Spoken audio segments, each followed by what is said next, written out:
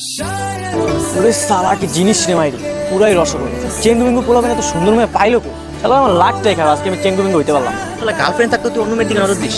আগে প্রেম করতে আরোহীর সাথে, চেহারা ভালো না তাই ব্রেকআপ করে দিলি। এখন আবার প্রেম করো স্থানীয় সাথে। আরোহীর কথা বলিস না, ওর যে শাকচুন্নি মার্কার চেহারা, যাকে আল্লাহ বাঁচাইছে ব্রেকআপ করেছে। আচ্ছা তুমি এখানে দাঁড়াও, ক্রিম আর চিপস নিয়ে আসছো, একটা চান্স নিয়ে দেখি। আরে এক্সকিউজ মি, তুমি আমি কি হয়েছে? জানেমান তুমি এত সুন্দর হইলে কিভাবে? না, আগেও সুন্দর ছিলাম, এখনো সুন্দর আছি। তোমার চোখে নেবা হয়েছিল তাই ছেড়ে চলে গিয়েছিল। আগে তো তুমি পুরাই বসতেছিলা কাইল্লা ভূত। যাও এখান থেকে, আমার বয়ফ্রেন্ড আছে। আমি এসব বয়ফ্রেন্ড মানি না, এখন থেকে আমি তোমার বয়ফ্রেন্ড। জানিমান এই তুমি লক্ষ্মী শোনার মধ্যে আইসক্রিম আর চিপসটা খেতে খেতে বাড়ি চলে যাও। বয়ফ্রেন্ড আমার এই এক্সের কথা শুনো না তুমি। তোর সাথে কথা বলে লাভ নেই, চলো। এটা আমারই গৃহপালিত এক্স গার্লফ্রেন্ড, তুমি যে আরোহী। কেমন লাগে?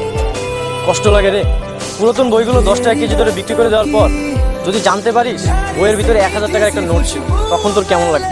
সব মেয়েরা কি এক্স হয়ে যাওয়ার পর সুন্দর হয়?